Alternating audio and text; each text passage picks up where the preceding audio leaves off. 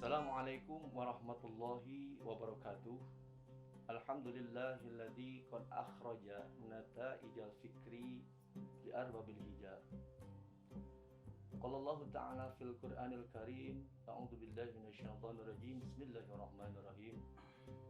Wala an a'budu ma abadtum wala antum a'biduna ma a'bud lakum dinukum waliyadi.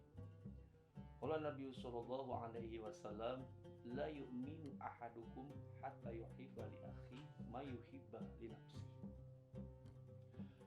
Wa qala Allah Ta'ala fil Qur'anil Karim, wallahu akhrajakum min butuni ummahatikum la ta'lamuna syai'a. Puji yang empat, puji Allah kepada Allah, puji Allah kepada makhluk, puji makhluk kepada Allah, puji makhluk kepada makhluk, semuanya milik Allah. Semoga kita semua senantiasa memanjatkan puji kepada Allah Subhanahu wa taala dan mendapatkan rahmat dari Allah Subhanahu wa taala. Amin. Salawat dan salam terlimpah curahkan kepada Nabi kita, Nabi Muhammad sallallahu alaihi wasallam, pada para keluarganya, sahabat, tabi'in dan semua keluarganya, dan mudah-mudahan sampai kepada kita selaku umatnya. Mudah-mudahan kita semua mendapatkan syafaatnya di yaumil qiyamah. Amin ya Allah ya rabbal alamin. Hadirin yang saya hormati dan mudah-mudahan diberkahi oleh Allah Subhanahu wa taala, pada kesempatan yang berbahagia ini saya akan sedikit membahas terkait ukhuwah Islamiyah. Ukhuwah Islamiyah. Oke, berangkat dari ukhuwah Islamiyah. Sebetulnya ukhuwah ini konsepnya berasal dari kata akhun. Akhun itu saudara laki-laki. Ukhdun, saudara perempuan. Assalamualaikum ya akhi, assalamualaikum ya ukhti. Salam sejahtera bagi saudara laki-lakiku dan salam sejahtera bagi saudara perempuanku. Itulah asal kata dari ukhuwah, yaitu akhun. Ukhuwah Islamiyah. Ya. Jadi kita semua sebetulnya pada hakikatnya berasal dari satu sumber yang sama, yaitu dari Nabi Adam alaihi salam. Kullukum min Adam wa Adamun min turab.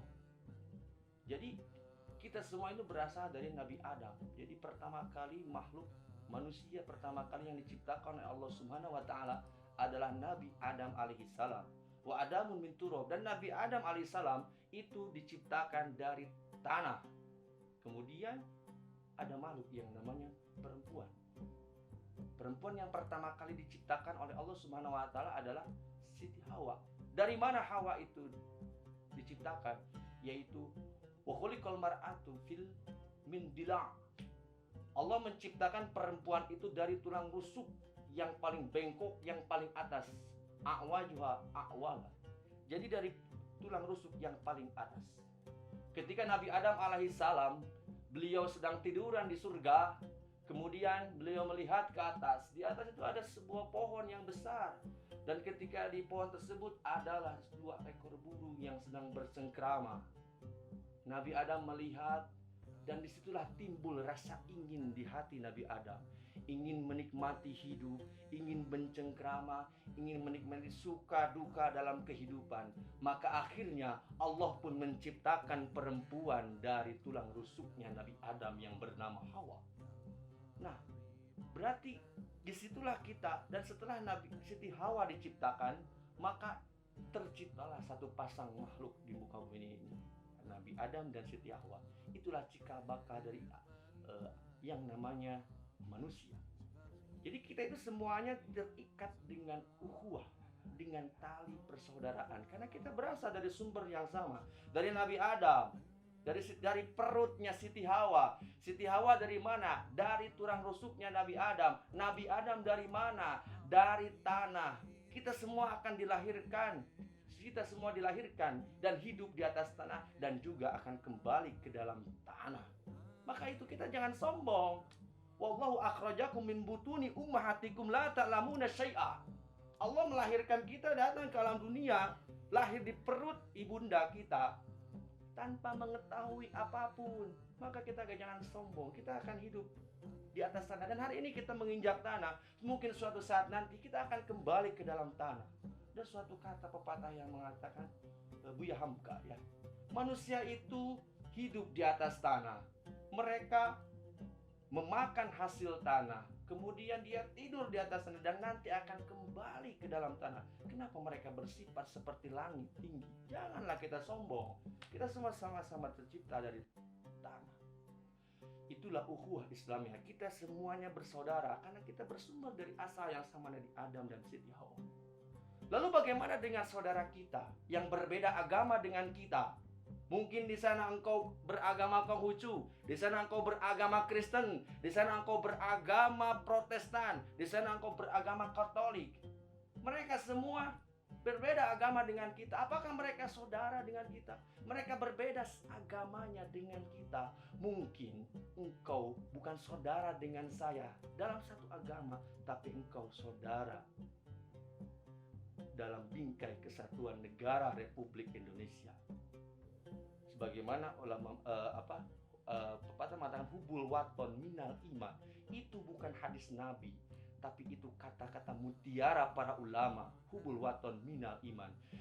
Mencintai tanah air adalah sebagian dari iman. Ya, jadi yang pertama ukhuwah Islamiyah, persaudaraan sesama muslim. Yang kedua ukhuwah watoniyah, persaudaraan kita sesama warga negara Republik Indonesia. Meskipun mereka bukan beragama Islam, meskipun mereka beragamanya Katolik, Buddha, Hindu, tetapi mereka sama seperti saudara kita sesama warga negara Republik Indonesia, NKRI. Karena mereka pun merasa negara kita Indonesia itu lahir karena atas dasar perjuangan para perjuang pada zaman dahulu. Mereka ketika berjuang mengusir Belanda, mereka tidak memperlihatkan apa agamamu, apa rasmu. Tidak, mereka tidak mempersalahkan agama, tetapi mereka semua berjuang untuk memerdekakan negara kita. Dan kita juga sama, meskipun berbeda agama, tapi kita punya keyakinan bahwa negara ini lahir atas dasar perjuangan bersama-sama tanpa membedakan agama.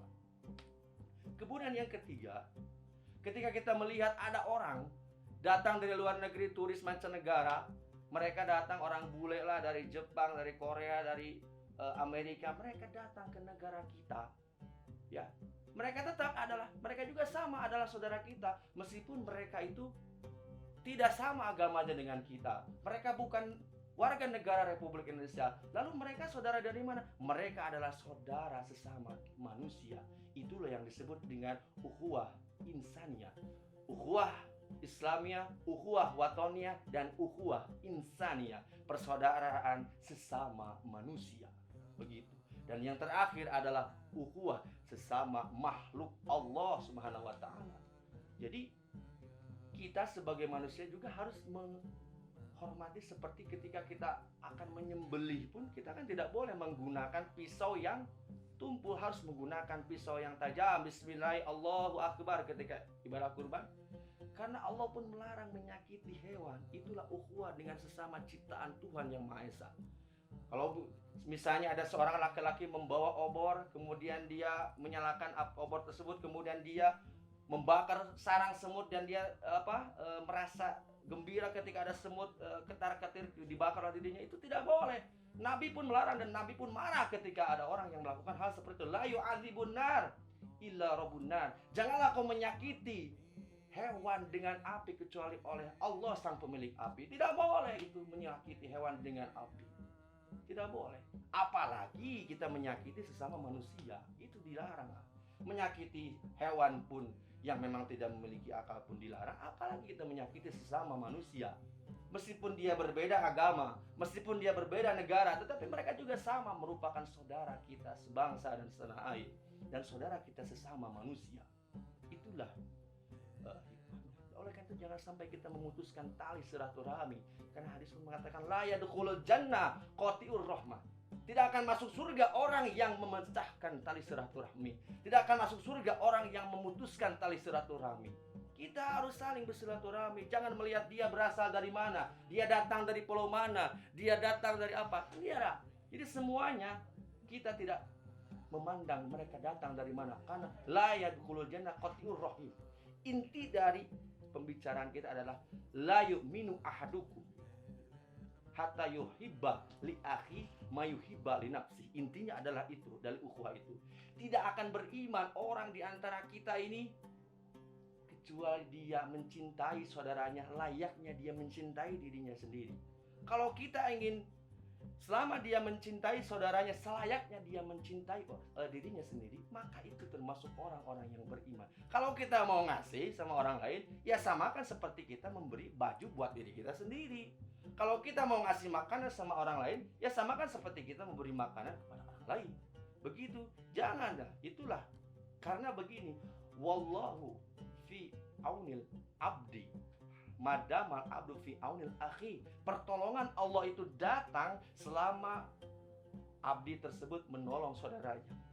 Maka kalau kita buka lagi, banyak orang yang dianiaya, buka. Kalau dalam hati kita merasa kita kasihan ketika ada saudara kita yang mengalami bencana musibah, di mana di Palestina misalnya ada orang yang terkena musibah banjir. Kalau hati kita terenyuh, berarti kita masih ada iman dalam hati kita. Tapi kalau seandainya kita melihat orang lain terkena musibah, berarti kita harus mempertanyakan terkait iman yang ada dalam hati kita.